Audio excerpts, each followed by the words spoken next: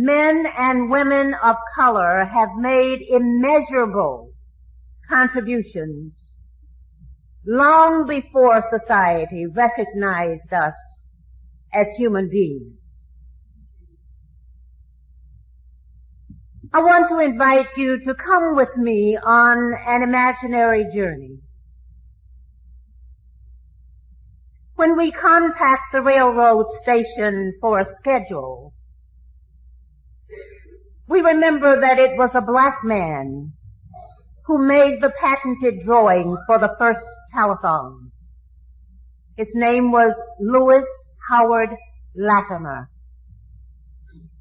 The ticket agent quotes our time of departure, and we're again reminded that it was Benjamin Banneker, an intellectual slave, who in 1761 constructed the first clock in America. We make note of items that we wish to take on our trip, and we recall that the fountain pen was invented by a black man, W.B. Purvis. As we journey through our nation's capital, we realize that the District of Columbia was designed also by Benjamin Banneker. We travel to the city of Chicago, which was founded by Jean Pont de Sable, a black trader and settler. As we become more comfortable in our trip, we decide to take off our shoes, invented by Jan Metzeliger, a black man born in New Guinea in 1852. And we read the works of Phyllis Wheatley, Langston Hughes, James Weldon Johnson, and Richard Wright.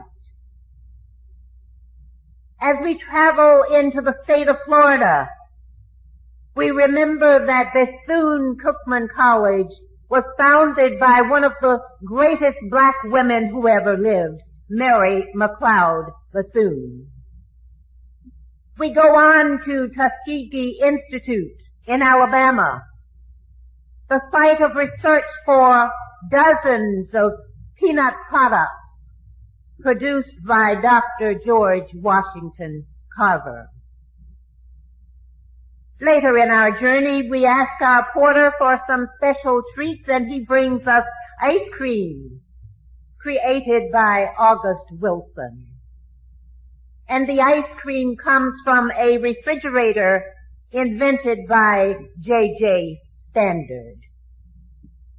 Later on in the evening, we play games as we sit on a folding table developed by Purdy Sadgear. And later we snuggle into a folding bed created by L.C. Bailey.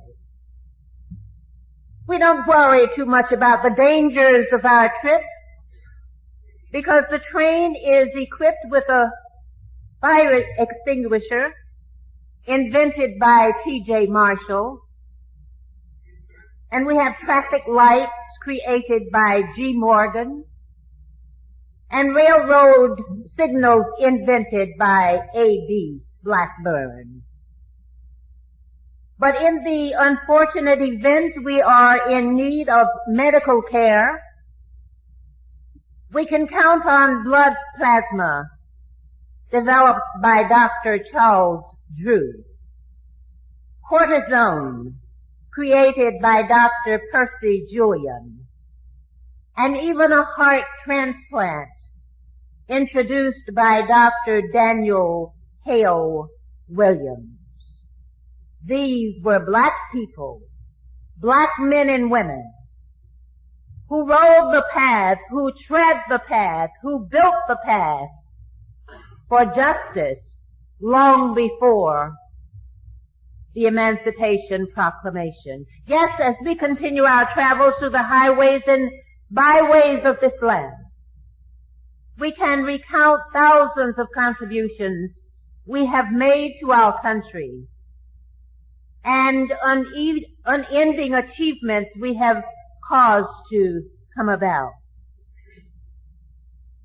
As we look back over the years since the founding of the NAACP, we can see that many things have turned around for African Americans. We are no longer relegated to the back of the bus or the front of the train. No longer are we forced to travel across country without a place to eat or a place to sleep. No longer are we denied the right to vote or the right to sip water from a public fountain.